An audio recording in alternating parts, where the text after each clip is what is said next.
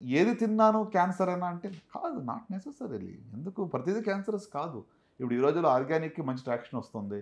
ప్రత్యేకంగా vegetable diet అంటే vegetarian diet కోసం చాలా యాక్సెప్టెన్స్ వచ్చింది ఇప్పుడు గ్లోబల్‌గా. ఇక్కడ మన ఇండియాలోనే కాదు వెస్టర్న్ కంట్రీస్‌లో కూడా వేగన్ డైట్ అంటే కరెక్ట్. మంచిది అనేటువంటి యాక్సెప్టెన్స్ ఇప్పుడు వచ్చింది.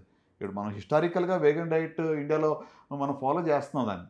So, vegetables, fruits, antioxidants చాలా ఉంటాయి దాంట్లో.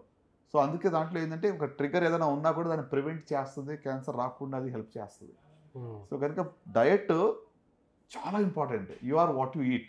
హ్మ్. మనం ఏం తింటామో అదే అవుతాం మనం. హ్మ్. కరెక్ట్? సో, కనుక మనం ఇంకొకటి కొన్ని ఇప్పుడు ఎప్పుడూ రోజు కొలత వేసి తినాలంటే అందరూ తినలేం గదండీ. ఇప్పుడు ఏదో ఒక రోజు ఫ్యాటీ ఫుడ్డో, ఏదో ఒక రోజు ఇక యూనో ప్రాసెస్డ్ ఫుడ్డో తీసుకుంటాం. బట్ మోతాదు ఇంపార్టెంట్ అని చెప్పాను గదా!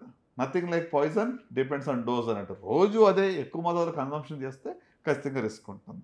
సో, హ్మ్. గనుక ఇన్ఫర్మేషను నెట్‌లో ఉన్నంత మిస్‌ఇన్ఫర్మేషన్ ఇంకెక్కడా లేదు.